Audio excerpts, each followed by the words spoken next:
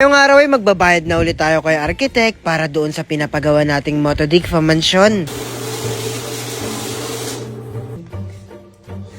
Pero bago ang lahat mga kamotodik, papunta nga pala kami ngayon sa Motodigfa Mansion at magbabayad tayo kay Architect. Legit na talaga mga kamotodik na may papabago tayo doon sa bahay na pinapagawa namin. Kaya ngayong araw ay mag-uusap muna kami ni Architect about doon sa mga changes na gagawin sa bahay namin. Ito nga pala yung daanan mga kamotodik, papunta doon sa Motodigfa Mansion. Big bike muna yung ginamit namin dahil nagmamadali kami. Hi! Patagal ng patagal, palapit na rin na matapos itong bahay namin. Konting buwan na lang at matatapos na ito at makakatulog na kami sa sarili naming lupa at bahay. Habang tinititigan ko yung bahay na to mga kamotodik, medyo naliliitan na ako. Pero alam ko naman sa sarili ko na malaki yung bahay namin na ito. Siguro ganun na lang din naliliitan ako, siguro kasi mas malaki yung pangarap ko. Kaya ito kami ni Architect nag-uusap na ng mga changes na gagawin dito sa bahay namin kung paano namin palalawakin. Gamit ang din drawing niya tapos ballpen, nag-sketch kami at pinapakita niya sa akin kung ano yung maganda na gawin dito sa bahay namin. Ano yan, yung kwarto mo mga hanggang dito na lang yan kasi hahatiin natin yan. Hindi man tayo makatabi ng ganito kasi maliit na yan. Kumbaga, mauuna ang walk-in closet tapos CR na kumbaga magtatabi sila ba. Magiging ganito siya. Maliit siya, di ba? Ganyan. Tapos ito yung wall ng ito yung buong ng kwarto na pinalaki, ganyan, di ba?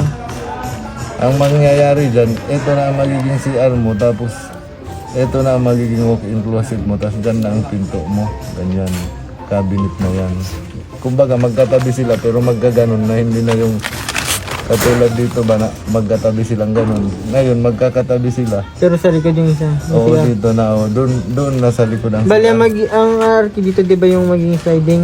Oo, dito. So, ito buong kwarto na yun, di ba? Oo, buo na. Buong kwarto. Tapos, dito na yung walking closet. Madami ang magiging changes dito sa pinapatayo namin bahay. Marami rin ang masasayang na materyales pero okay lang yan. Nagtanong-tanong din ako sa iba pag nagpapatayo ka ng bahay, ganun daw talaga.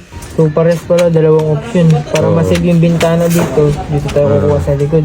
Tapos magdadagdag ng isang kwarto. May isang room dyan. Pwede. Eto si kuya nagwe-welding na para matapos na yung bubong dito sa kwarto namin banda. Sa totoo lang, malawak itong mansyon pero naliliitan lang tayo kasi mas lumalaki ang pangarap natin. Eto naman si kuya, inutusan ni Foreman na linisin na para mapalitadahan na yung kwarto niya.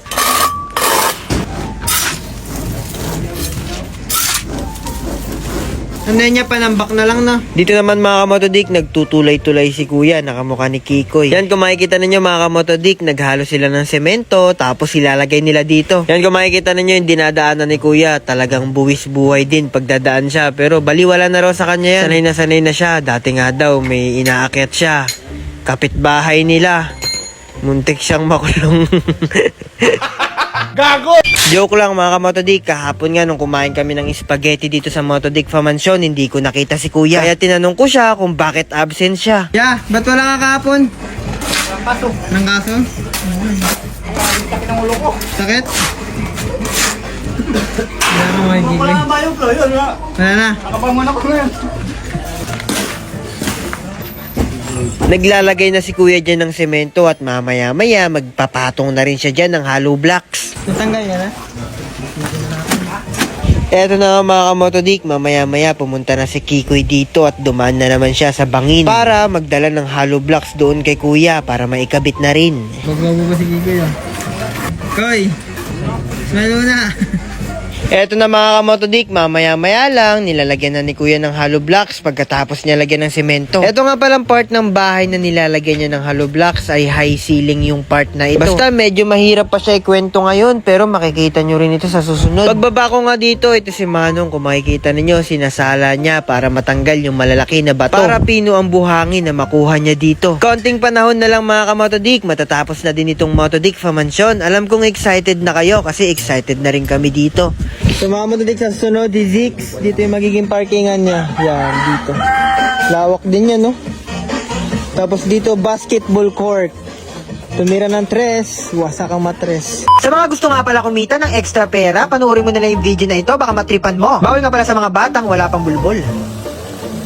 Ito yung bago kong nilalaro, yung Ace Game. Tumaya ako dyan ng 256 pesos. Pumili ka lang ng gold bar at iiwasan mo yung 4 na bomba. Yung 256 ko, naging 806. I-cash out mo na yan. 42,000 pesos yung panalo ko dyan, kaya i-withdraw ko na yung panalo ko. Ayan, 20,000 muna yung withdraw ko dahil yung 20,000 ilalaro ko ulit mamaya sa color game. I-click mo lang yung withdraw at automatic papasok agad sa Gcash mo yung withdraw mo. Whoop! Sa wakas, natanggap na agad natin yung 20,000 kasi kanina 28,000 lang yung pera natin dyan. So legit talaga maglaro nito mga kamotodik ha. Madali lang mag-register dito mga kamotodik. I-click nyo lang yung register. Lagyan yung phone number nyo tsaka password nyo tapos mananalo na agad kayo ng pera. Basic lang. Let's go.